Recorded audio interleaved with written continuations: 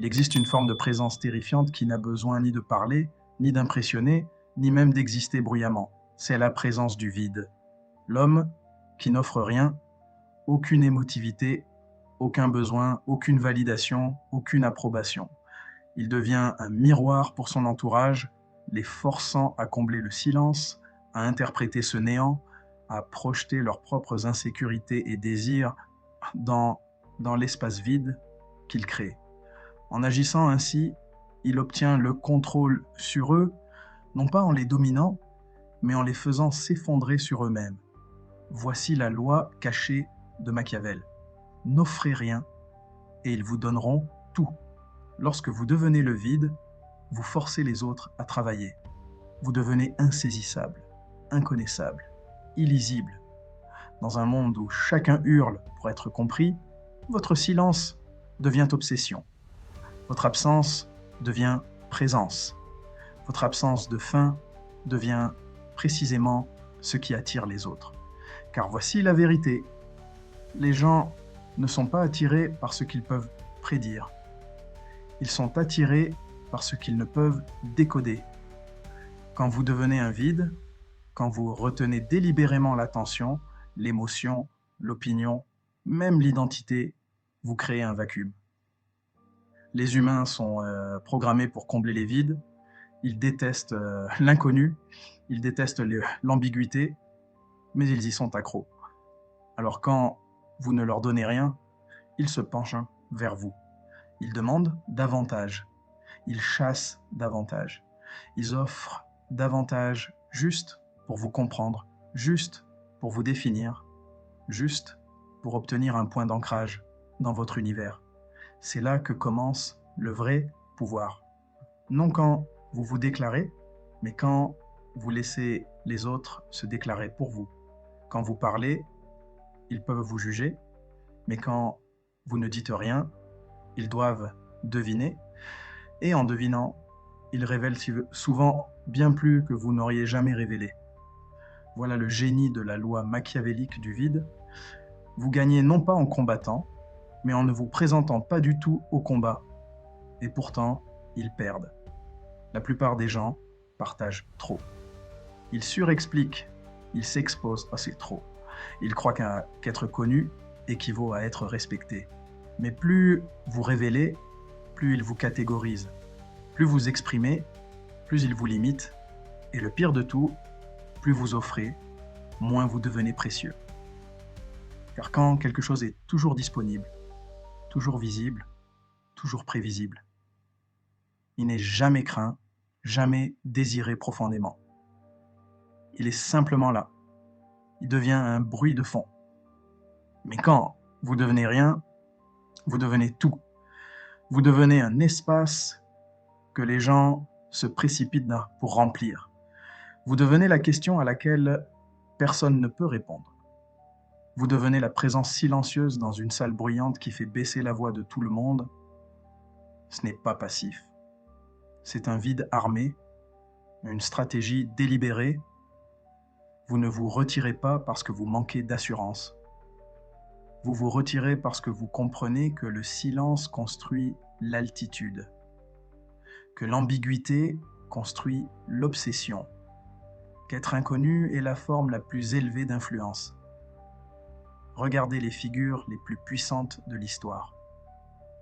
Pas les bruyantes, mais celles qui disaient peu et pourtant dominaient chaque pièce dans laquelle elles entraient. Pensez à Marc Aurèle, observant l'Empire s'effondrer sans se plaindre. Pensez à Gengis Khan offrant de faux traités avant la destruction totale. Pensez à Machiavel lui-même écrivant en exil, s'adressant au petit nombre tandis que son silence criait vers la multitude. Ceux qui révèlent le moins façonnent souvent le plus. Même dans la nature, cette loi tient. Le trou noir dévore les galaxies, non pas en rayonnant de la lumière, mais en l'attirant. L'océan a du pouvoir non parce qu'il s'annonce, mais à cause de sa profondeur, de son mystère, de son refus d'être contenu. Quand vous devenez le vide, vous bougez comme ça. Immobile, silencieux, lourd de sens, et les autres le sentent même s'ils ne peuvent l'articuler. Ils ne perçoivent pas votre détachement, votre retenue, votre maîtrise de soi. Et cette énergie inatteignable est ce qui vous rend magnétique.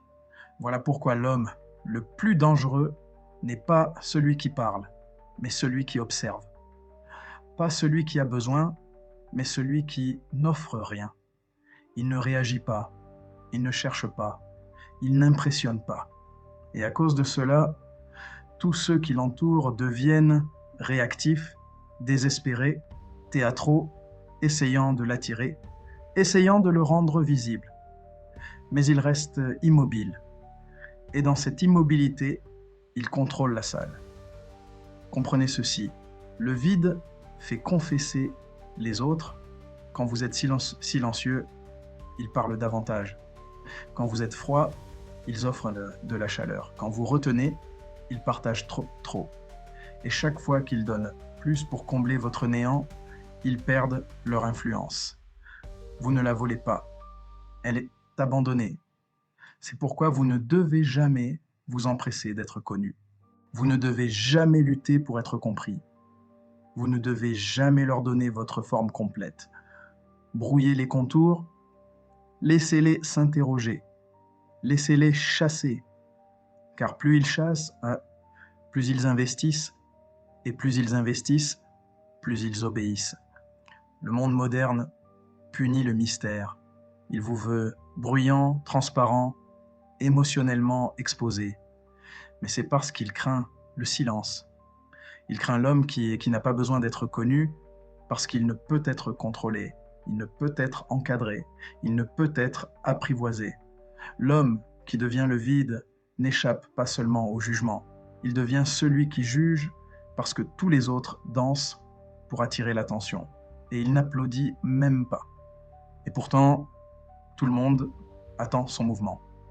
Vous devez vous entraîner à cela. Ce sera contre nature.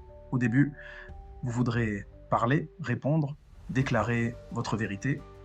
Ne le faites pas. Vous n'êtes pas là pour être compris. Vous êtes là pour être ressenti. Et moins vous donnez, plus ils ressentent. Chaque question sans réponse devient un hameçon. Chaque réponse retardée devient un investissement émotionnel. Chaque moment où vous choisissez le silence plutôt que la réaction ajoute à votre poids. Et bientôt, vous n'êtes plus juste un homme, ils vous vivent comme une force, un élément, une présence qu'ils ne peuvent ignorer. Et voici la couche finale.